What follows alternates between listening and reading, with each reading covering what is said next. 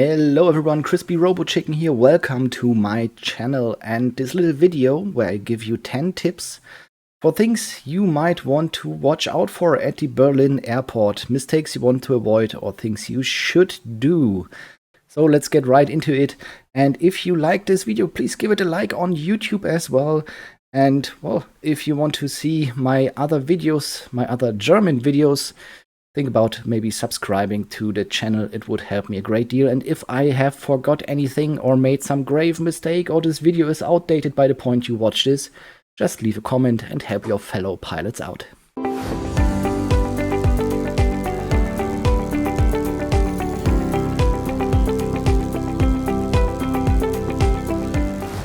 Tip number 1, read the ATIS. Yes, I know, I know. All pilots will tell me I read the ATIS every time, all the time. It's super clear to me that it's important, yada yada. I know that you don't. How do I know that?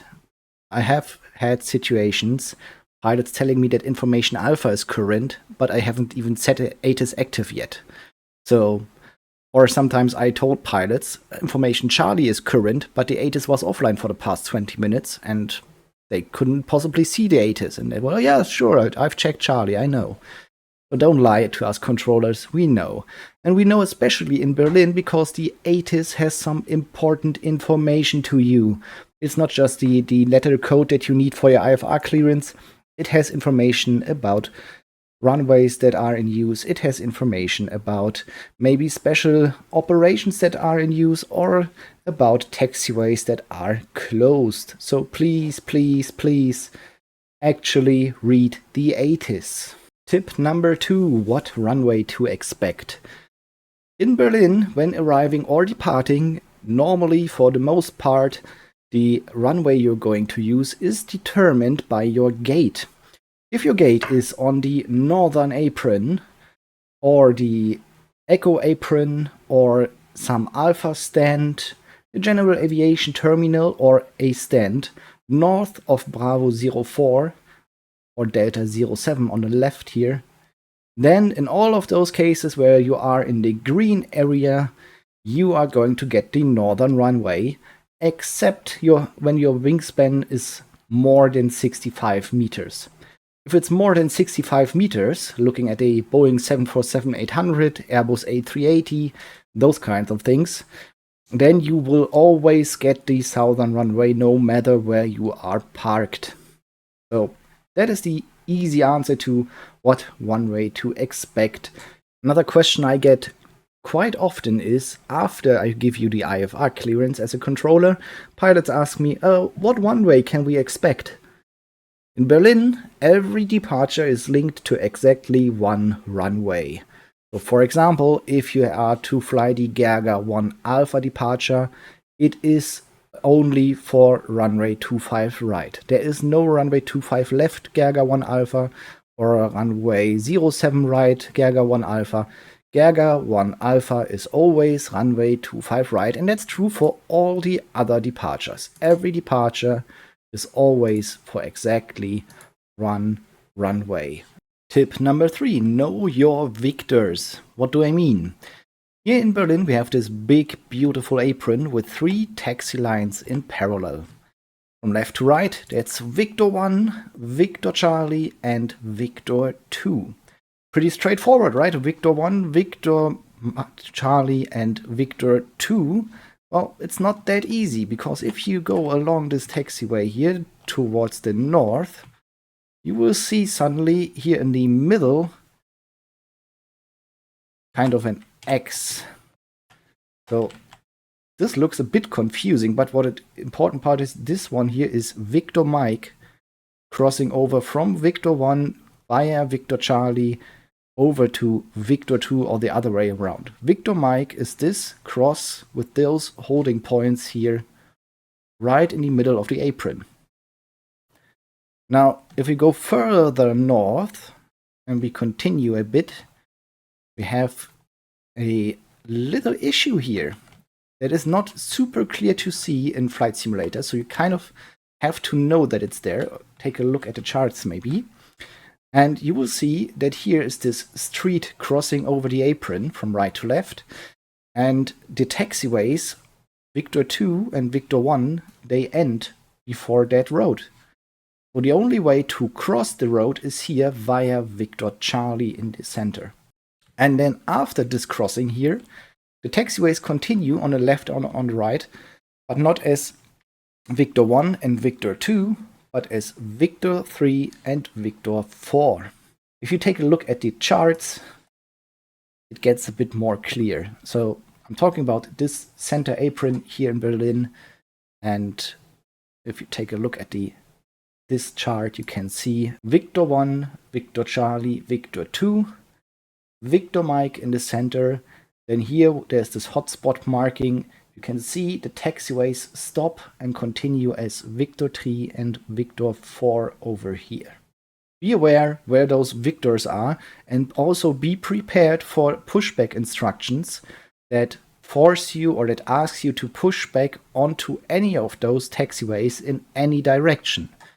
So for example, let's say you are here at gate Bravo 06. You would usually depart from the southern runway from that gate, so you can expect a pushback facing south. Pushback facing south, I as a controller would expect you to push back onto Victor 2. If I don't tell you a specific taxi line, I would always expect you to take the closest one.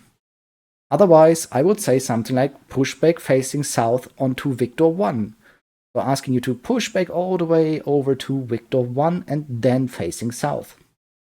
Could also be that I ask you push back facing north on Victor Charlie, or push straight back onto Victor 1, or push back onto Victor 2 facing north. All of those options should be possible for you to complete. If I ask you to push back onto Victor 1 facing north and you are unsure where Victor 1 is, or you are unsure if your pushback tool is able to push you back onto that taxiway, please tell the controller, because it's really important that you end up on the correct taxiway. Why? Well, here in Berlin, the taxiways are so far apart that you can park an Airbus A320 on each of them next to each other. So you can have an Airbus A320 on Victor 1 taxiing north, on Victor Charlie taxiing south, and on Victor 2 taxiing another one north. That is totally fine. So, if I plan to have an Airbus A320 taxiing north on Victor 2, because your pushback will end on Victor 1, you know, you shouldn't be a blocker for him, and then you end up on Victor 2, then we have a problem. Or if you're a Boeing 747 with a larger wingspan, where you actually block two taxiways and you push back onto Victor Charlie, you have now actually blocked the entire apron for everyone. So please make sure you're able to push back onto any of those taxiways. Tip number 4. Hold short if instructed to hold short. Sounds confusing, but what I see, what happens extremely often is the following scenario. Let's say you're right here at Mike 6. You just vacated runway 07 right in Berlin, and you taxi past the holding point. You get in contact with ATC and you get the following instructions. Taxi via Alpha, hold short of Victor 1. Oh yeah, taxi via Alpha, hold short of Victor 1, roger, will do, let's go. Okay, where's Alpha? Oh yeah, right. That's the first taxiway over here, okay. And straight ahead, straight ahead, straight ahead.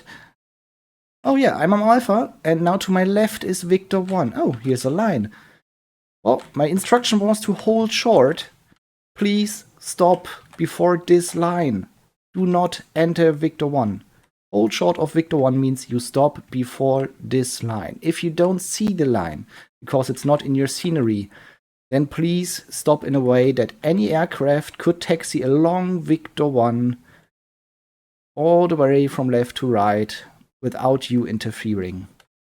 Do not turn left here onto Victor 1 and then just contact ATC. Hey, hello, I'm holding short on Victor 1.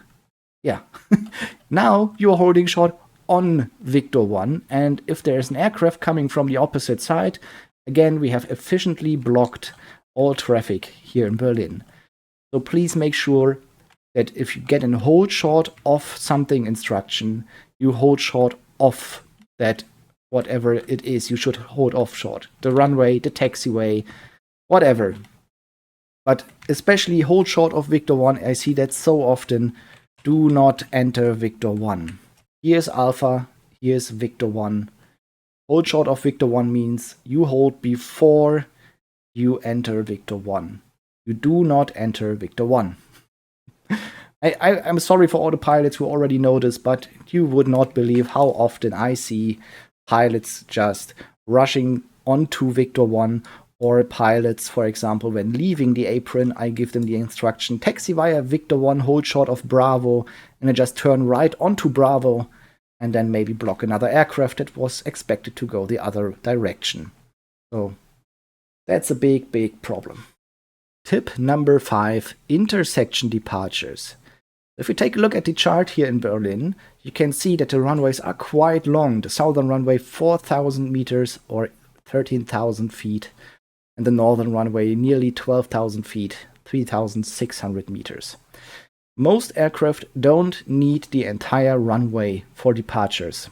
So what we usually do is the following. If you are departing from the southern runway and you are departing from runway 25 left, and you are a Boeing 737, Airbus A320 or something of that size, you will get an intersection departure from Mike 7 by default. You can ask for full length and it's no problem, but you can expect to get Mike 7 if traffic allows and if you're not right over here at the end of the Charlie apron. Then we will send you to Mike 8 or Mike 9, but usually Mike 7 is the way to go for you. If you depart from runway 07 right, then it would be Mike 3 by default. You can expect Mike 3 for departures if you are Boeing 737, Airbus A320 or something similar. On another northern runway, we usually do not shorten the runway.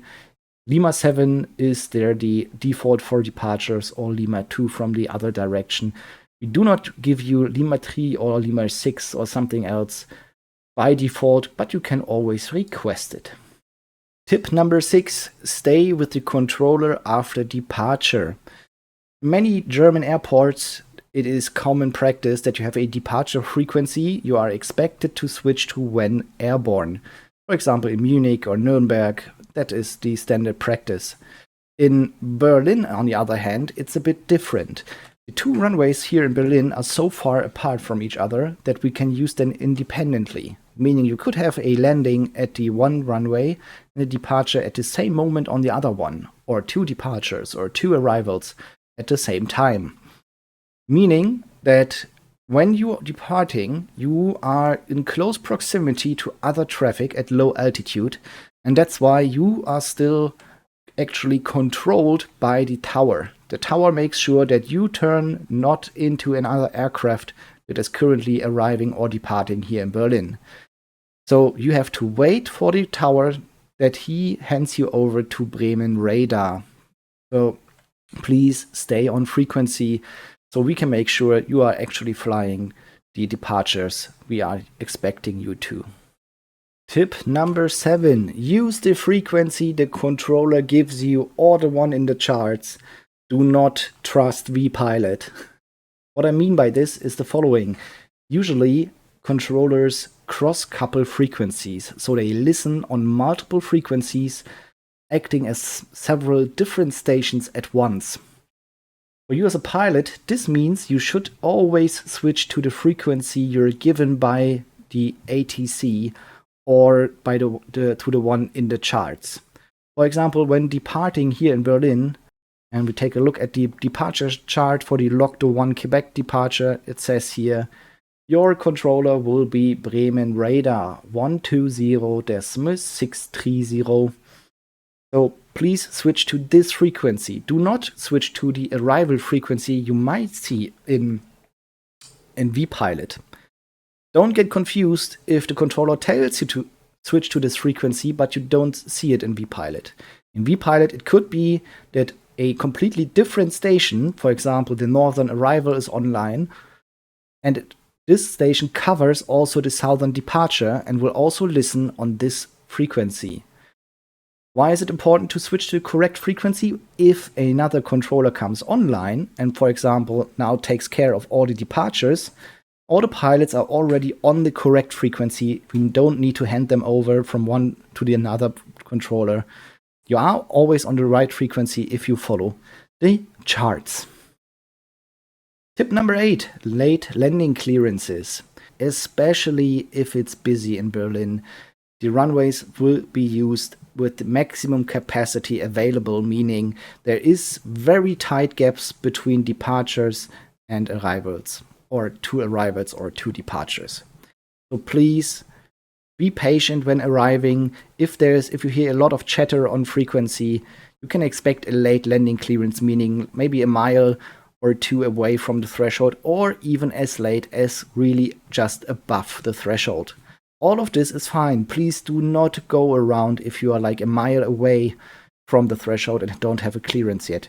Trust the ATC that you will get your clearance, or you get a go around it, but do not just go around yourself if you are a mile away. This causes way more load on all controllers and blocks all traffic that wants to depart and arrive. And just please be patient and trust the controllers that you will get your clearance even if it's late. Let's get to tip number 9, a problem that is so often here in Berlin. And this is, what do you do when vacating via mic 5? Before we take a look at what it looks like in a flight simulator, let's take a look at the charts. We just arrived on the southern runway and vacated to the right via mic 5. This intersection here, I don't know why there's no red ring around it. Maybe it's not a problem in the real world, but it sure is here on VATSIM. What happens is pilots vacate via mic 5 and they have to taxi all the way here via mic 5 or Romeo and then come to a halt behind the holding point markings. But a lot of pilots stop early, like in front of the holding point markings or in front of the crossing runway, or stop right here on the crossing, or even earlier because they're confused what exit to take here. Mic 5, Romeo, where do I need to go? So let's take a look what it looks like here in Flight Simulator. So we just vacated runway 25 left, and a lot of pilots stop here. This is wrong. Here is the crossing mic 4 taxiway, but on the entire length here from runway to mic 4, there is no marking. There is no holding point marking on the taxiway. So please keep rolling. You have not yet vacated the runway. Okay, then they cross over here and then they come to this point. Now you can go straight ahead onto mic 5 or turn right onto Romeo. And here is a marking, a holding point marking. And the pilots have to decide, well, which one of those two ways should I go now? I mean, where should I go? Like, pilots get confused and stop before the holding point marking. And now you're still on an active runway. No other aircraft is allowed to depart or to arrive. So if you have arrived here via runway 25 right, via runway 25 left, and you are now on mic 5 and you reach this point, turn right onto Romeo, and then you can stop here at this marking. Usually your aircraft will then be vacated from the runway so that no part of your aircraft is behind the holding point marking here. So usually it's to your right to Romeo, and then the next one instruction will be probably taxi via Alpha, hold short of Victor 1. If you arrive from the other direction, so if you arrive from runway 07 right, it's the same idea. You vacate to the left, do not stop on the crossing taxiway, continue taxi straight ahead. This time you don't have to choose a direction. Most pilots understand that they will have to taxi straight ahead. And then you hold short here on that marking before entering Alpha. But as I said, the number one problem is vacating via mic 5. Pilots get confused with the crossing taxiway and dismarking and the decision where to go, especially if you're unfamiliar. So take a look at the charts first, understand where the apron is, where you're most likely to taxi to, and do not stop before you have completely crossed this line. For us as ATC, it's not super important if you're on Romeo or Mike 5. It's just important that you really vacate the runway. And finally, tip number 10, read the ATIS. Wait, that was the first tip. I know I already have told you in tip number 1, but it's super important. If you arrive in Berlin and it's a busy day, it's an event night, and there's a ground controller online, usually there is an auto handoff to the ground after arriving. So take a look at the ATIS. For example, here on a busy day, you can see in the ATIS, after vacating runway 07 left, contact ground on 129.505. After vacating runway 07 right, contact ground on 121.705. And this is important, meaning if you have vacated the runway, so if you are past the holding point markings, then you contact the ground. Do not stay on tower frequency and wait for a handoff. You just switch frequencies yourself. And that's it. 10 tips for flying in Berlin. If you follow all of those tips, if you understand all of them, you will be a dream to work with from an ATC perspective. And your other fellow pilots will be thankful that you keep the traffic rolling. So yeah, thank you for watching this video. If you liked it, please hit that like button. If I missed something important or if I did something wrong, please comment below this video. Enjoy the rest of your day and see you next time.